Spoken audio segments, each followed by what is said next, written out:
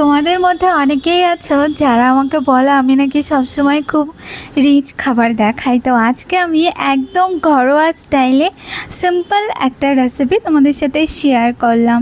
তো প্রথমে আমি এখানে নিয়ে নিয়েছি রুই মাছ। এরপর মাছটাকে আমি লবণ হলুদ দিয়ে ভালো করে একটু মাখিয়ে নেব।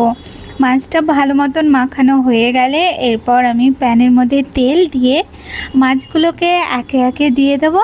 মাছগুলোকে দেওয়া হয়ে গেলে এরপর একটু সময় ওয়েট করে তারপর মাছগুলোকে উল্টিয়ে দিয়ে মাছের অপর সাইডটাও ভালো মতন করে একটু ভেজে নিতে হবে। তো এখানে মাছগুলোকে আমি লাল লাল করে ভালো করে ভেজে নিয়েছি। ভাজা হয়ে গেলে এরপর মাছগুলোকে আমি তুলে নেব। এখানে তোমরা রুই মাছ ছাড়াও যে কোনো অন্য ছোট মাছ দিয়ে রান্না করে নিতে পারো, এটা খেতে খুবই ভালো হয়। মাছগুলো তোলা হয়ে গেলে এরপর আমি ওই তেলের মধ্যেই দিয়ে দেবো একটু কালো জিরে ফোড়ন। আর এখানে আমি একটু আদা আর লঙ্কাকে পেস্ট করে নিয়েছিলাম, সেটা দিয়ে দিয়েছি 1.5 চামচের মতন। এরপর আমি ওর মধ্যে পরিমাণ মতো লবণ আর দিয়ে দেবো পরিমাণ মতন একটুখানি হলুদ। এরপর মশলাটাকে ভালো মতন একটু কষিয়ে নিতে হবে। ভালো মতন কষানো হয়ে গেলে এরপর আমি ওর মধ্যে দিয়ে দেবো আলু। তো এখানে আমি একটা আলু দিয়েছি। এরপর আমি ওর মধ্যে একটু লঙ্কার গুঁড়ো দিয়ে তারপর আলুটাকে নাড়িয়ে চাড়িয়ে ভালো মতন করে একটু কষিয়ে নেব। আলুটা যখন ভালো মতন কষানো হয়ে যাবে এরপর আমি ওর মধ্যে দিয়ে দেবো কুমড়োর ডাঁটা।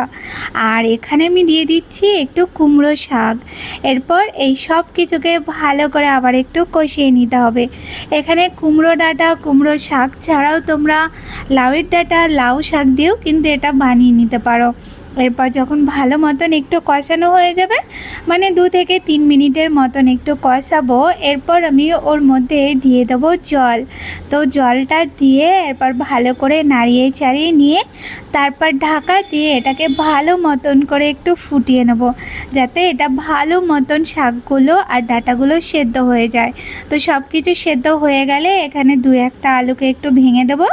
তারপর যে মাছ ভাজাগুলো তুলে রেখেছিলাম সেই মাছ ভাজাগুলো ঝোলের মধ্যে দিয়ে তারপরে হালকা একটু নাড়িয়ে নিয়ে তারপর আবার ঢাকা দিয়ে একটু সময়ের জন্য এটাকে ভালো মতন করে একটু ফুটিয়ে নিলেই আমাদের কুমড়ো শাক দিয়ে ডাঁটার একদম সিম্পল মাছের ঝোল একদম রেডি। তো রেসিপিটা ভালো লাগলে অবশ্যই ট্রাই করো আর লাইক কমেন্ট করে আমাকে জানিও যে তোমরা কারা কারা এরকমভাবে বাড়িতে রান্না করো।